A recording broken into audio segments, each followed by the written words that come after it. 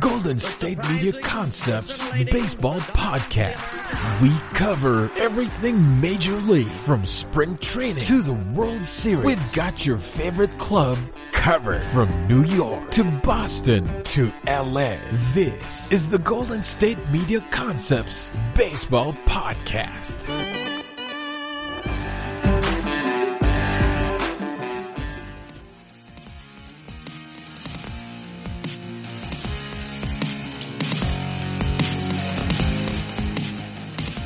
Big welcome into the show. It's the Golden State Media Concepts Baseball Podcast. I'm your host, Lukas Moore. Happy weekend to you. Weeks moving faster and faster as we sprint towards spring training.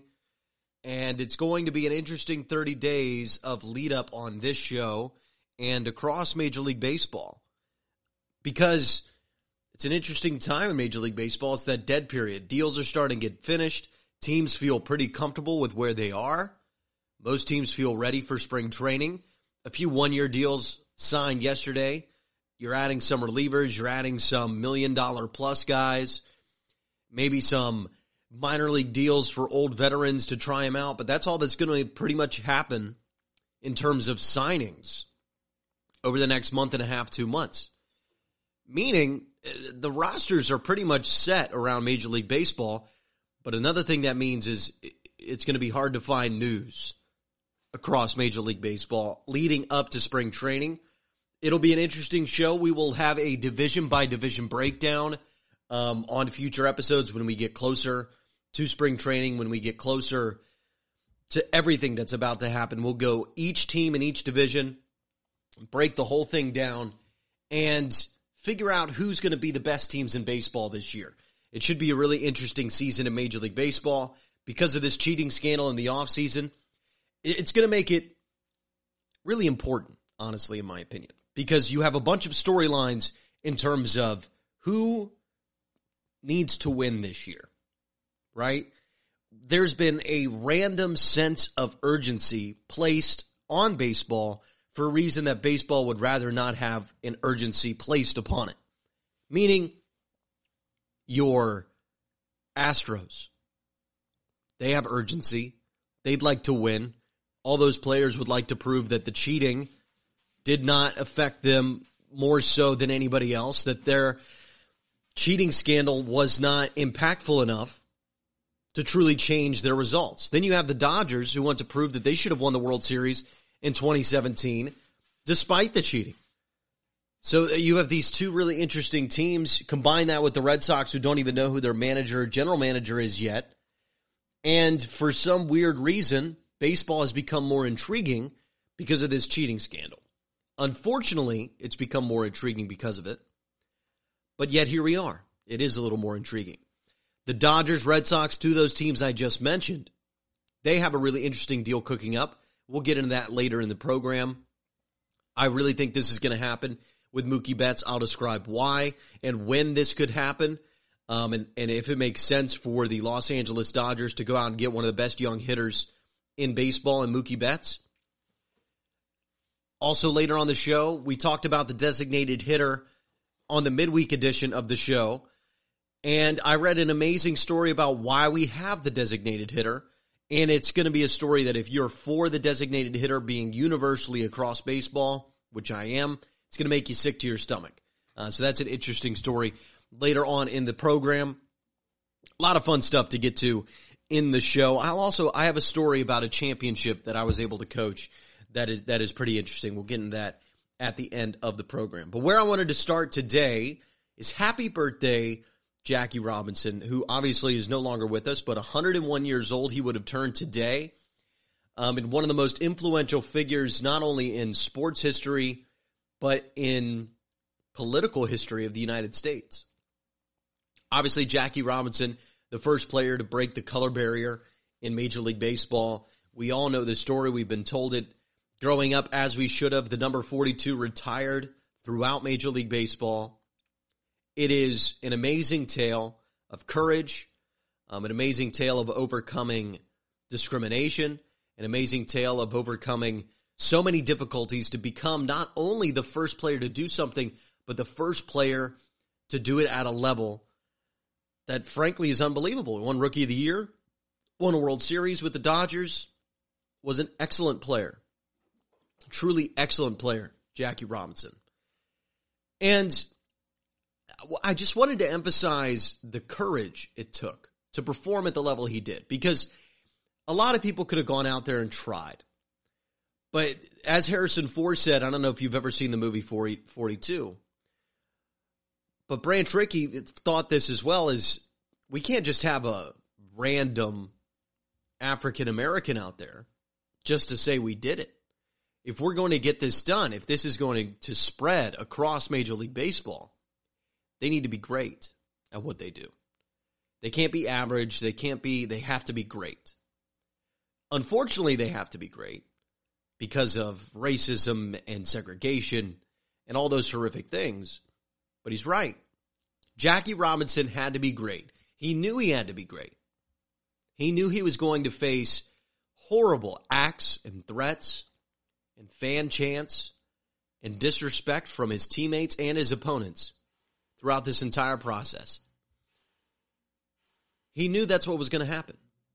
And yet he still had to perform at a high level. And it's exactly what he did. And it takes an unbelievable amount of courage to perform the way he did for as long as he did, and showing the whole world that anybody can play this beautiful game. And everybody should be allowed to play this beautiful game. He's a super important figure in the history of baseball, super important figure in the history of politics, and I wanted to start the show by touching on Jackie Robinson, who should be everybody's hero. Because we should look at Jackie Robinson when we enter a tough situation, when we enter a situation we're not sure how to handle. When something like that happens, just look at Jackie Robinson. Find that courage and find the ability to perform at your highest level, no matter the circumstances. And it's amazing that sports gives us these figures to teach us these types of lessons. We'll go ahead and step aside. On the other side of the break, they're no longer in Brooklyn, but they are in fact the Dodgers out in Los Angeles. What will they do with Mookie Betts? Why I think this deal is getting real close to done. Would be a blockbuster deal in Major League Baseball. That's on the other side of the break. You're listening to the GSMC Baseball Podcast.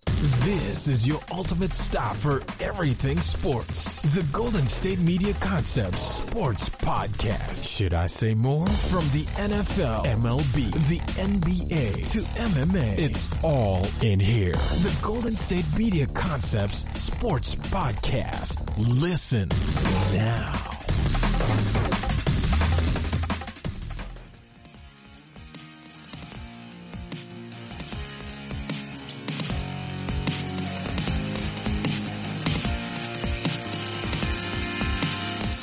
Welcome back into the show, GSMC Baseball Podcast. I'm Lukas Moore. Mookie Betts, one of the most exciting players in baseball, a power right-handed hitter with plus speed and a plus fielding ability, is on the market by the Boston Red Sox. Surprising? No, it's not, especially if you listened to the show before. And it's even less surprising because Boston is just not in a position to be going over the luxury tax, to be taking a risk on a one-year deal with Mookie Betts, who's going to test out free agency. They just simply are not in the position to do that right now. And this cheating scandal, I think, is going to lead to Mookie Betts heading to the Dodgers, which would be probably justice, I suppose, if you're a person that thinks that the Dodgers were wronged in the 2017 World Series, which maybe they were, since they weren't cheating and the Astros were, although I don't think that changed the result of the series. Sure, if Mookie Betts is the reward for this being a little bit different, then sure, Mookie Betts to the Dodgers, although it's not Major League Baseball saying, here, you get Mookie Betts because of what happened in 2017, because it's indirectly affecting a team that was not affected in the series, but the Boston Red Sox lost their manager and their general manager. This puts them in a position where they're not going to be comfortable trying to negotiate with Mookie Betts to bring him back. And it doesn't even make much sense because you're not going to have necessarily the money to spend, or it'd even be worth it because you're over the luxury tax.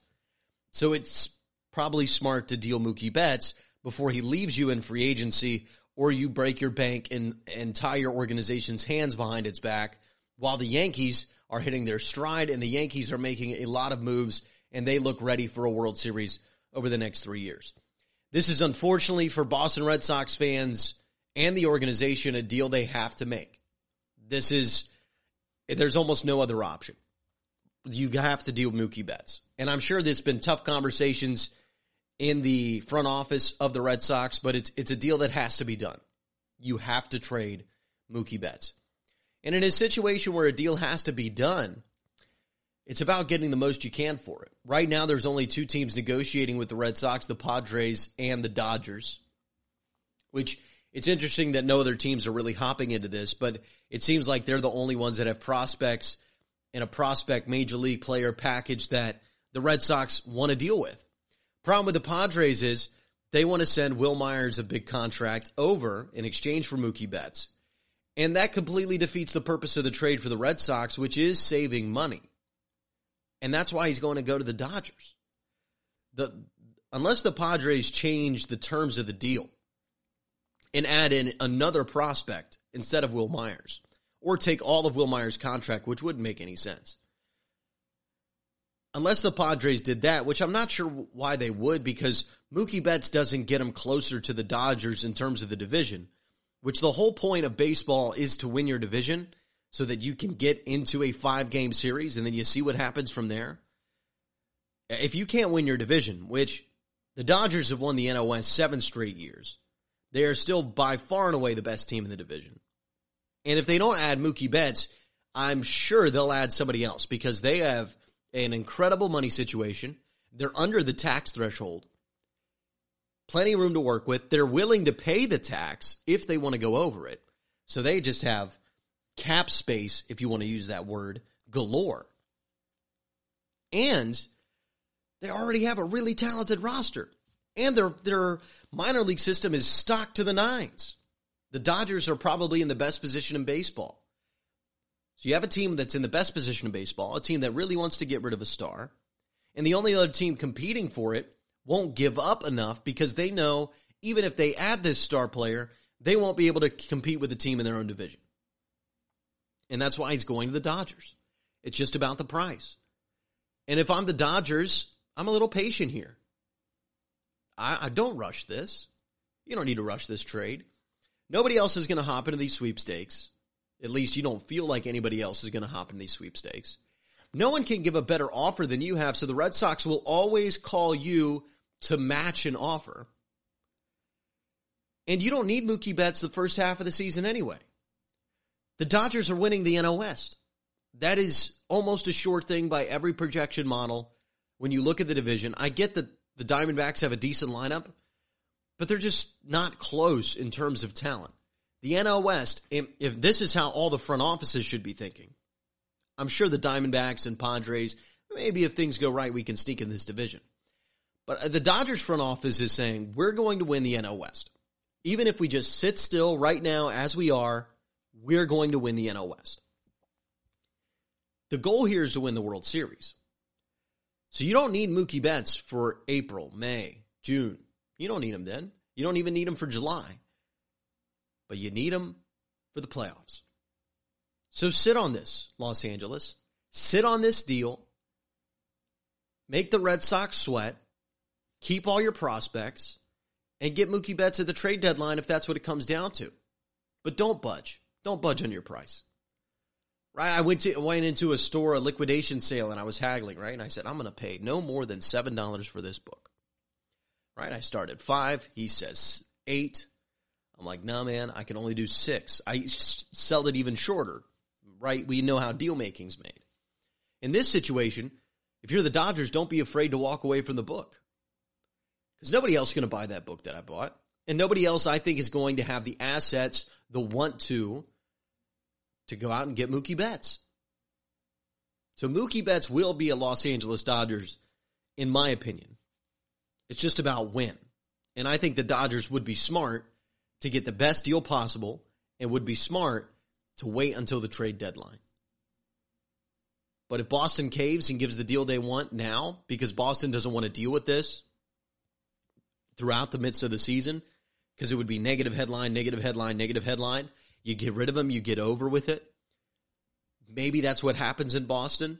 But if they don't cave to your deal, then wait and force them to have the conversation at the trade deadline. Because Mookie Betts is hitting free agency, and Boston does not want to lose out on all the prospects, or even some of the top prospects they can get back for this type of player. So I think the deal's happening. Does the deal get the Dodgers over the hump? If they add Mookie Betts, are the Dodgers going to win the World Series? We'll talk about that on the other side of the break. You're listening to the GSMC Baseball Podcast. Tired of searching the vast jungle of podcasts? Now listen close and hear this out. There's a podcast network that covers just about everything that you've been searching. Hey! The Golden State Media Concepts Podcast Network is here. Nothing less than a podcast bliss with endless hours of podcast coverage. From news, sports, music, fashion, cooking, entertainment, fantasy, football, and so much more. So stop lurking around and go straight out to the Golden State Media Concepts Podcast Network. Guaranteed to fill that podcast itch. Whatever it may be. Visit us at www.gsmcpodcast.com. Follow us on Facebook and Twitter, and download us on iTunes, SoundCloud, and Google Play.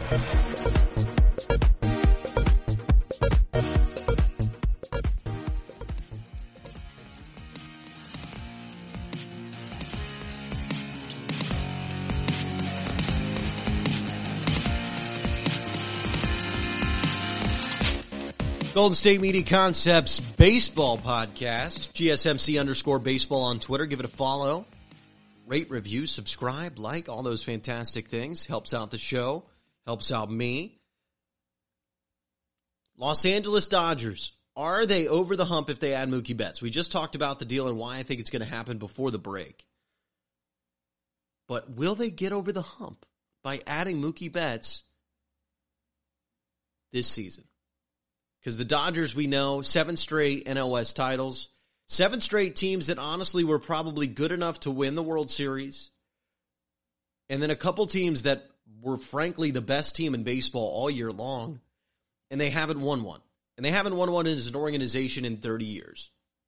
It's a long drought for a team in Los Angeles, for a team that's spent as much money as they have, for a team that has many great moments in history, that plays in such a famous stadium, that is such a brand. It's a long championship drought. And if I'm the Dodgers, I do everything possible to try to end it.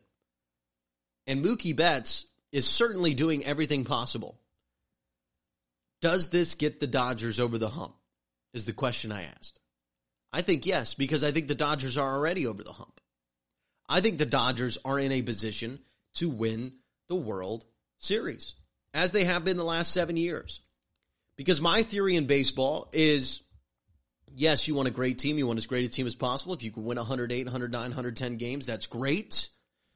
But just win your division, and you're a World Series contender. We saw it last year.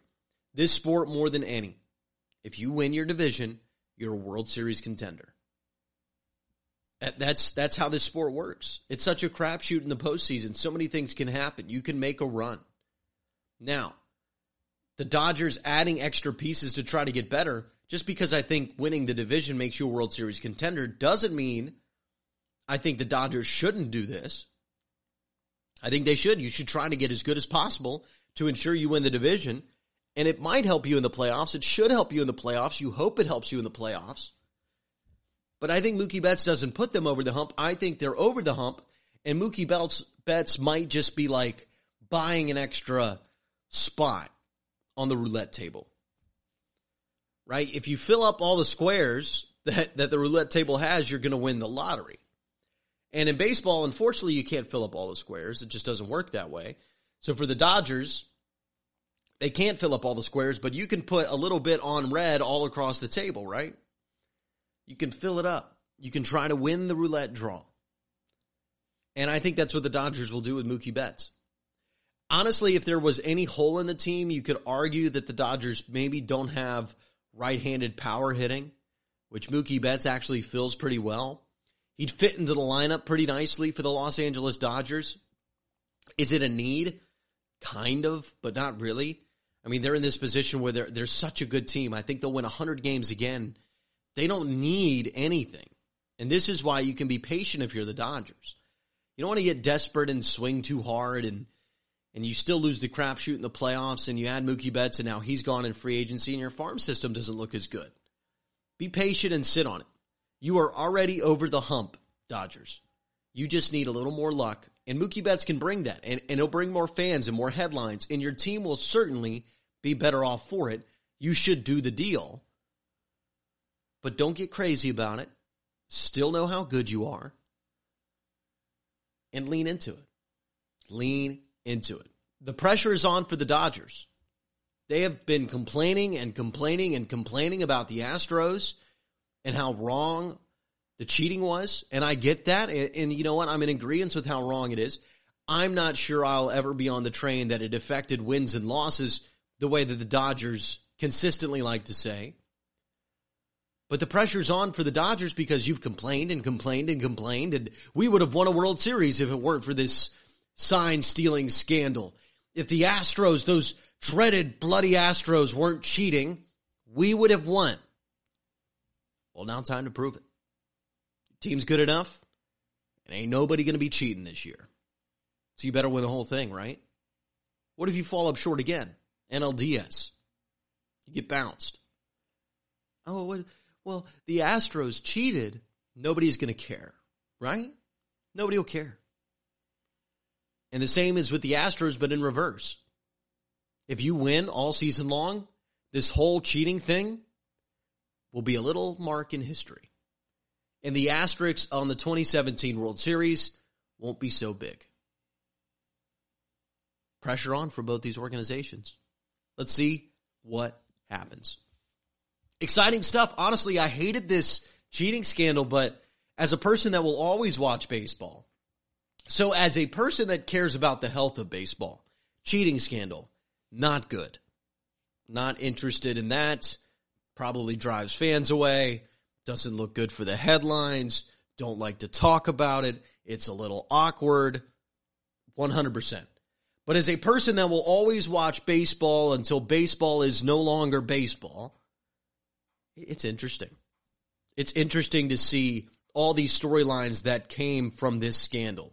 All these players who have now put pressure on themselves in one way or another. The Astros pressure to win so we forget about it. The Dodgers pressure to win so that we don't keep pointing out that they fail and fail and fail in the postseason.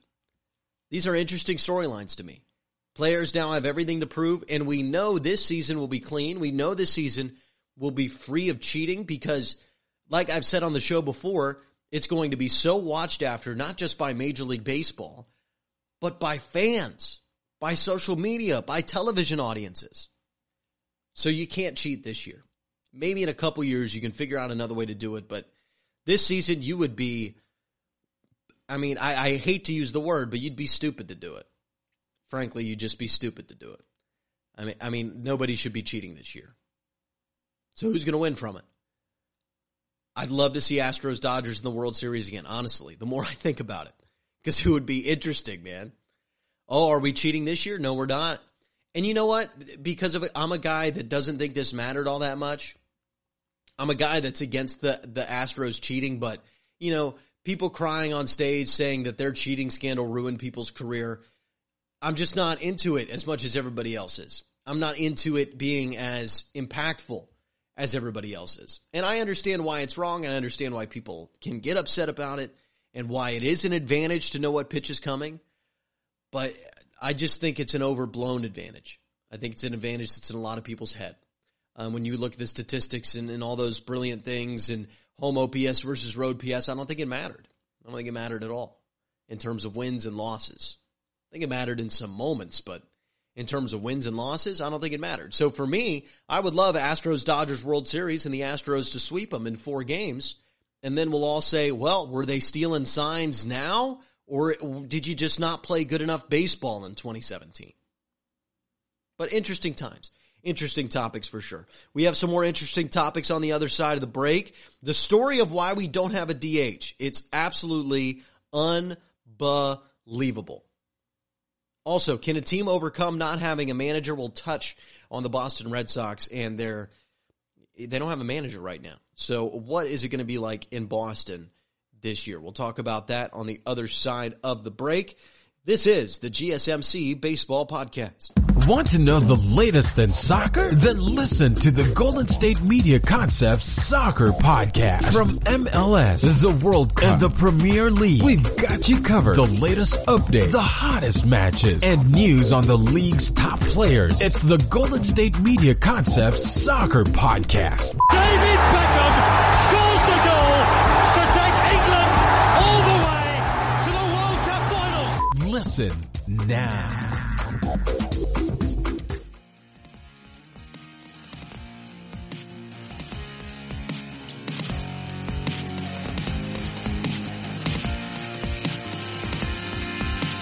Give us a follow on Twitter at GSMC_baseball. I'm your host, Lukas Moore. Just somehow got into the cheating scandal. I went off on one of my tangents.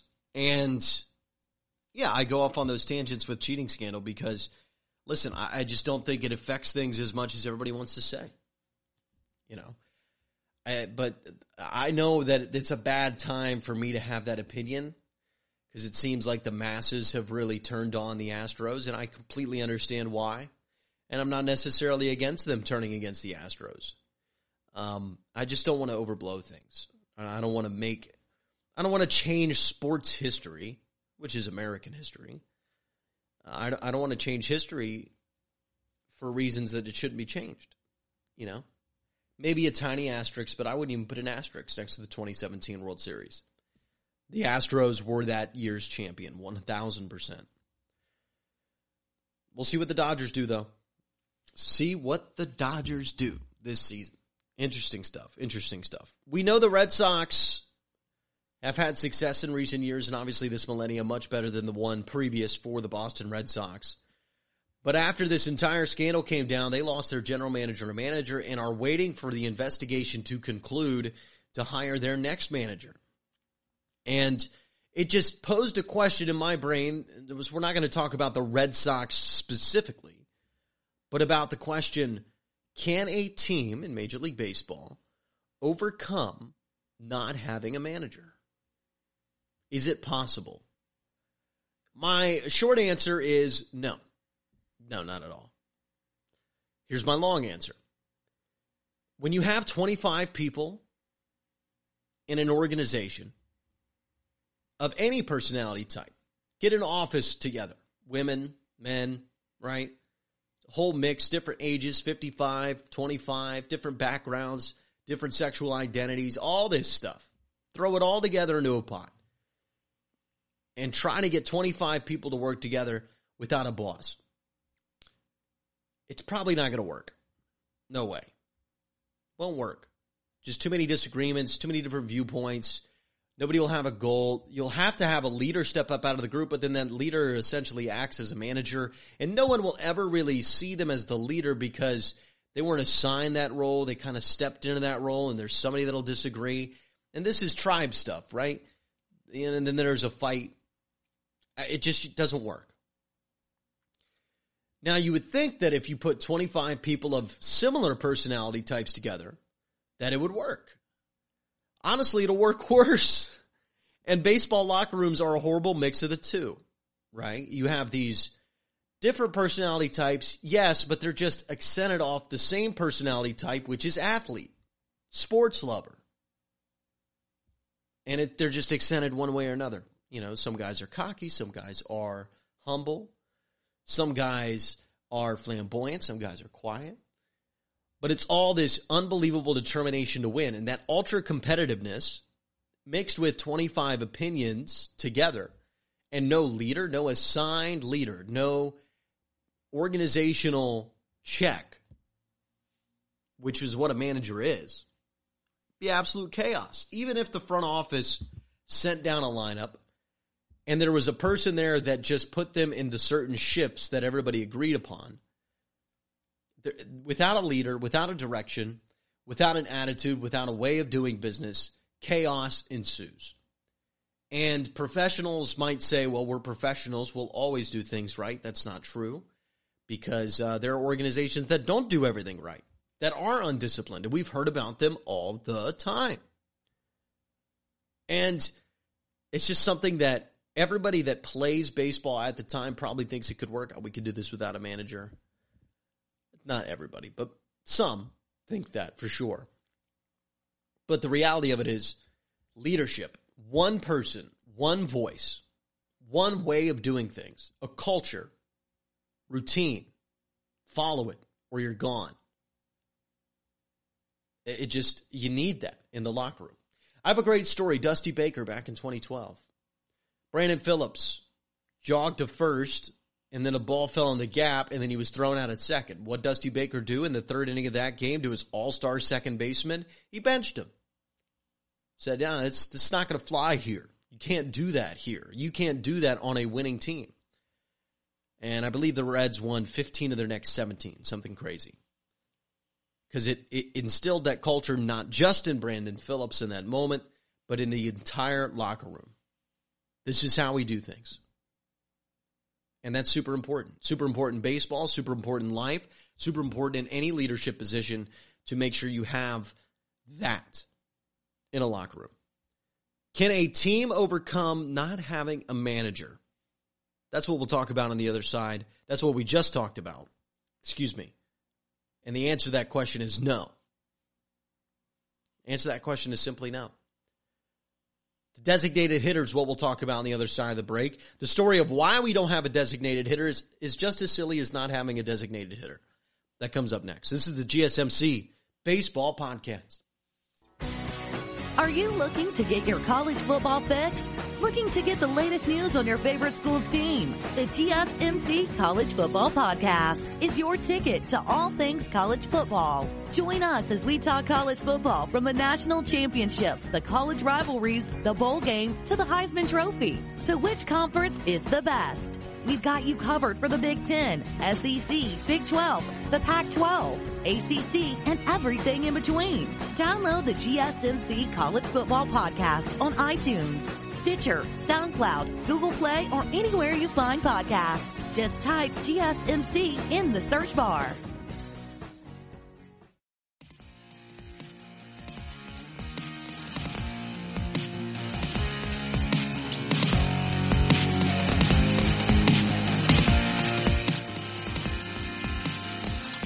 Been a fun show so far, GSMC Baseball Podcast. I'm your host, Lukas Moore. Midweek show, we talked about designated hitters and why I think the National League should really consider imposing a designated hitter. And why, to me, it doesn't make sense that there isn't a designated hitter, because it is everywhere else in baseball. And I talked about how I don't like things being inconsistent in sports, especially sports that are the same thing trying to accomplish the same goal, which is create the most entertaining product for the people watching it.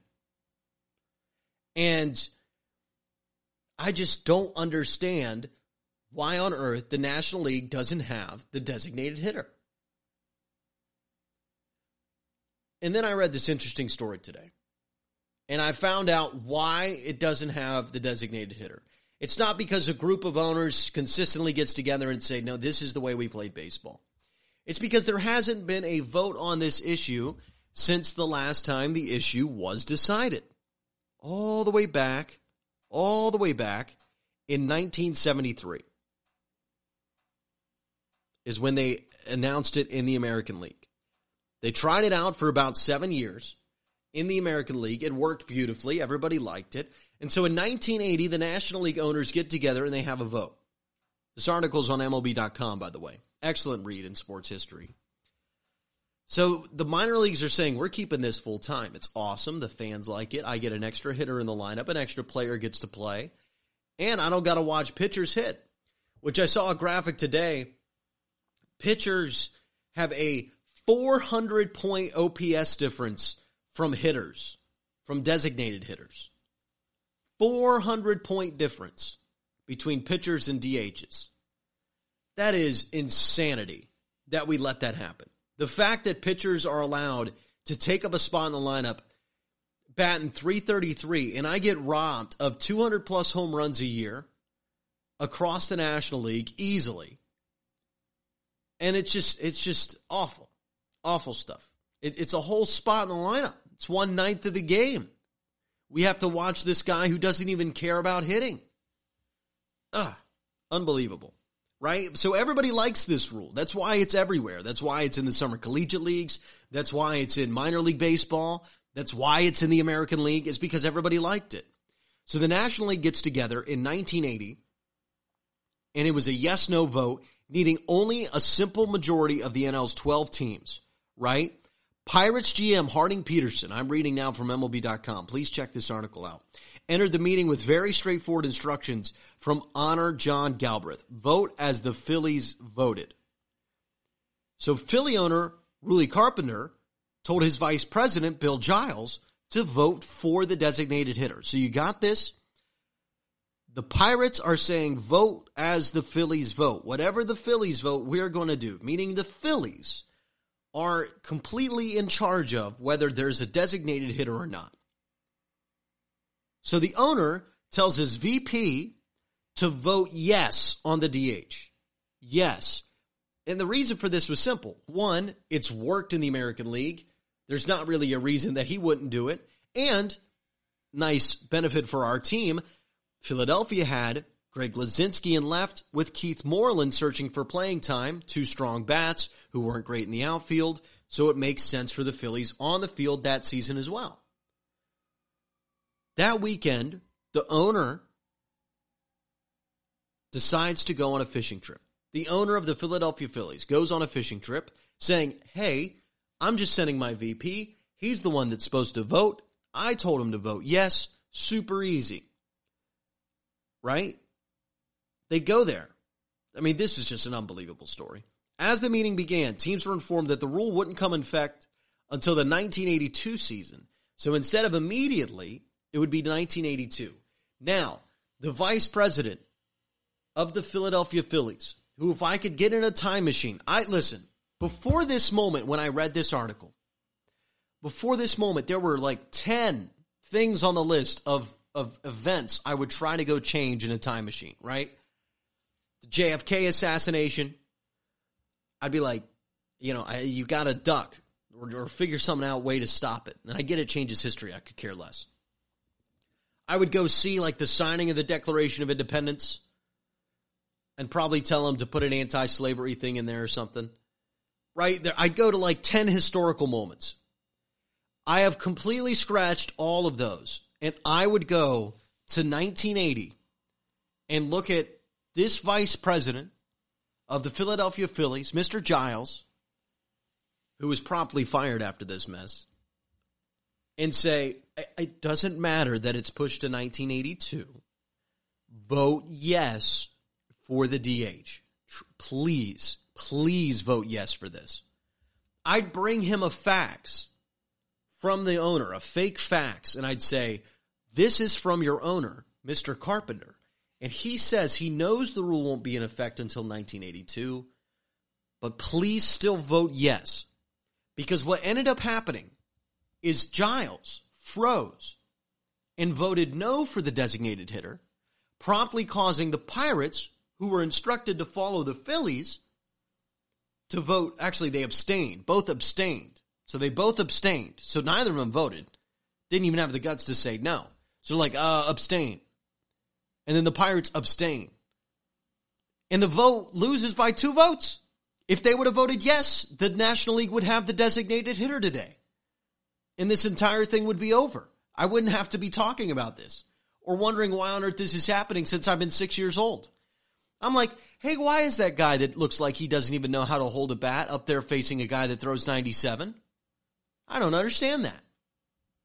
Why do I freak out when a pitcher hits a home run? Because it's so rare. And I just, what a sad day, at least in my opinion, for the history of baseball. I would go back and change that immediately. It's unbelievable. It's just as silly as the designated hitter, that whole story. And then that assistant GM gets fired. And check this, the National League hasn't had a vote on the issue since. What are we doing? Let's just vote on it in 1982. Why didn't we revisit the issue? Come on, baseball. We're having a lot of fun on today's show. On the other side of the break, I have a really fun story about a championship that I was able to coach. And I think it's an interesting story. I love telling it. If you don't think it's an interesting story, I guess that's fair, but I find it interesting. And we'll talk about that on the other side of the break. You're listening to the GSMC Baseball Podcast. Are you looking for the very best NFL and college football podcast? Then check out the GSMC Football Podcast. Get the latest football news both on and off the field. From the NFL Draft to trades to the rumor mill to the NFL Combines, they got you covered. That's GSMCpodcast.com/football-podcast. Get updates on college rivalries, game day insights, and much, much more. It's football talk the way you want it. This show eats, sleeps, and breathes football. Don't forget to like them on Facebook and follow them on Twitter. Visit GSMCpodcast.com for more info.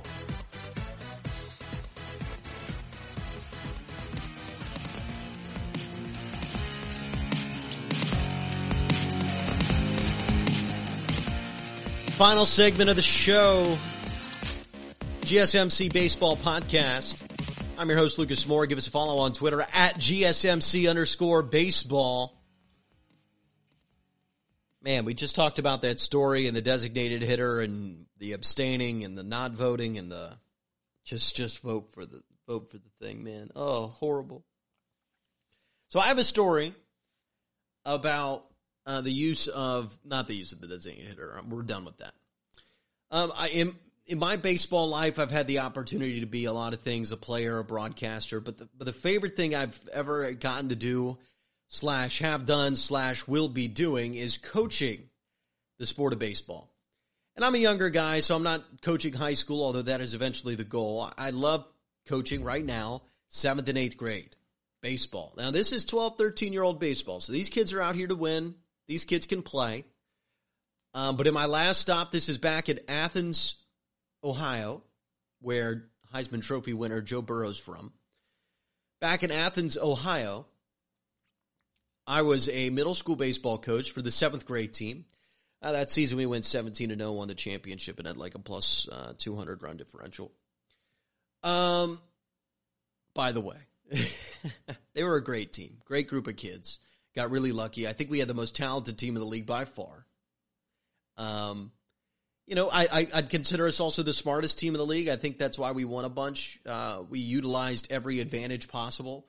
Both the speed on the base pass, base running strategies, all that fun stuff. Steal runs, essentially. Know when to get hit by a pitch. So all these smart stuff, they did great too. They were smart baseball players, and they were super talented. And it was an easy team to coach to that level. And they were awesome. 8th grade year wasn't as easy, though, right? The field widened. The other teams got a little bit bigger. We really didn't grow over the offseason, and 7th to 8th grade is such a weird time for, growth. But they were still a great team, still the best team in the league. And we just had to figure some things out throughout the year. We actually lost a game on opening weekend, which was, that was rough, losing a game, especially for those kids, because they had run ruled everybody but one team the previous year, and they lose on the first weekend and get challenged in the first game. So no run rule in the first game, then they lose in the second game, and it's just a rough pill to swallow, right, for these kids I'm coaching. And I remember a story. We were doing a chant. We always did dogs on 3 because it's the Bulldogs, right? We did dogs on 3 is what we did the season previous.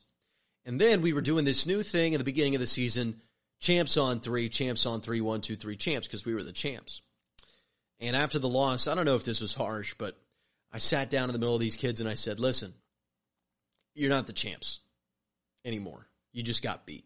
So that ends today, and we're doing dogs until we earn that back.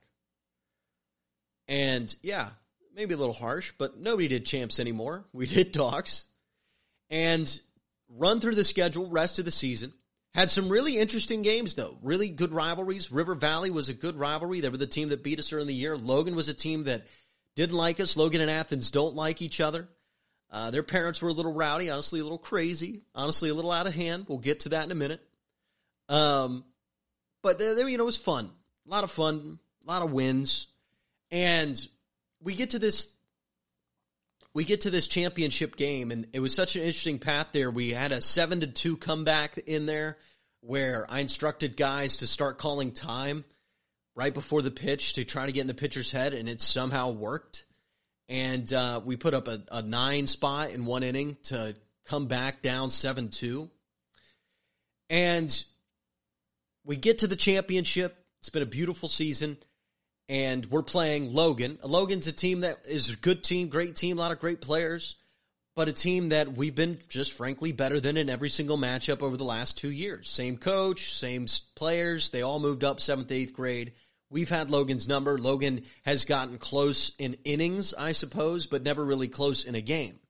And, I got the scorebook, so, any Logan parent listening to this, I've got every game logged in my phone.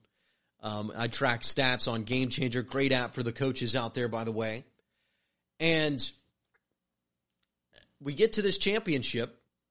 We show up, and there's this new kid in a purple jersey who's just as tall as my best player. And I'm just like, man, who is that kid? And I see him warming up, and he's pumping gas. He's getting ready to start, and I'm like, who is this? And we had rumors circulate around because the parents asked, and then some parent knew, and some parents said that he did not play rec baseball. He played travel baseball only, but he's from Logan. And I asked the coach this, and he's like, oh, no, he's been on a roster all year. I'm like, what? And so I text the commissioner. Commissioner's like, I'm not sure. There wasn't a turn-in process. Whatever. He's added to the roster. I text the coach that managed the semifinal, and he says, no, that kid wasn't there. He wasn't there for the quarterfinals. He wasn't there for the preliminary rounds. Wasn't there for any regular season game. And now here he is, their starting pitcher and batting third against us in the championship game. Who, by the way, we had some issues throughout the season, injury, right? A little bit of drama. We're only down to 10 players. And our second best player and third best player from the year before had some outside stuff and didn't want to play baseball that season. And they were getting ready for sports in the future and baseball in high school, which is understandable. And you have that situation. So we're down our number 2 and 3, and they just add this guy who is literally throwing 80 miles per hour. Great pitcher. Great player. Awesome kid. Right? Just great player. Really, really loved watching him pitch, but, it feels really unfair. And our entire team's talking about it, buzz. And the score gets to 5-1, and let's just say the Logan parents and fans were really excited about it. And they were rowdy, and they were happy, and they were flying high. And they were talking a lot of really disrespectful stuff. A couple coaches were brilliantly disrespectful in front of our dugout. And, I'm not going to dive into all those things, but yeah, they were embarrassing themselves, but they were going to win. So there was really not much we could say, right? They were up 5-1. They were going to win.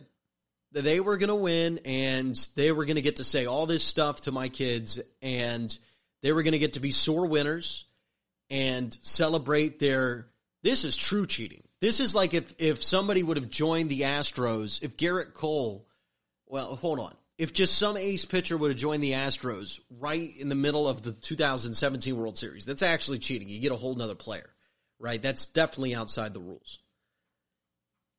But you know what? It is what it was, and you just feel like you're in this unfair situation, and I just, I bring my team in, and I'm like, guys, we can do this, right? Just one run at a time.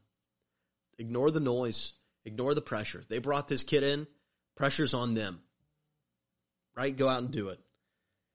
And they just start chipping away.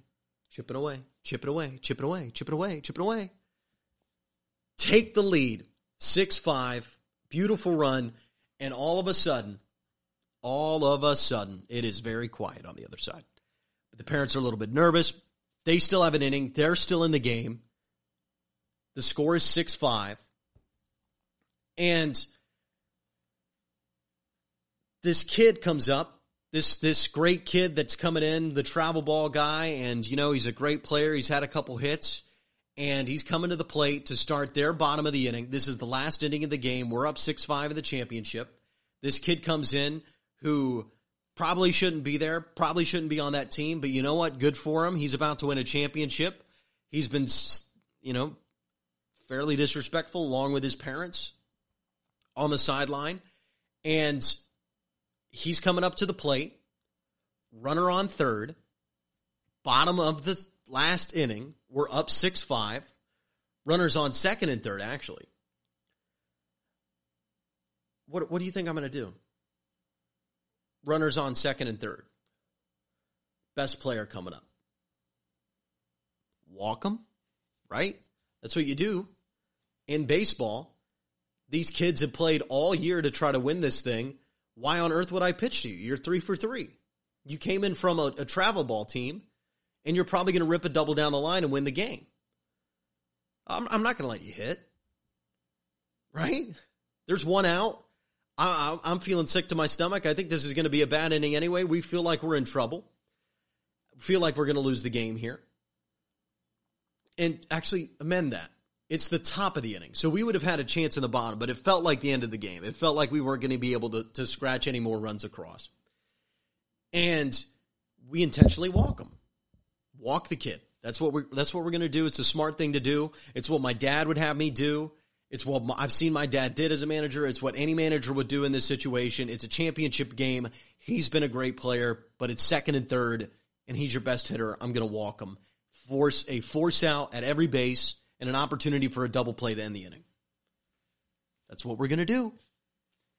And so when we walk him, when we walk this kid, it is unbelievable, the outcry. It is absolutely insane, the outcry here. The parents on the other side act like I gave the middle finger to the kid. I was like, we're going to go ahead and walk him. And I basically told the kid, I was like, go ahead and go down to first. We're going to walk him.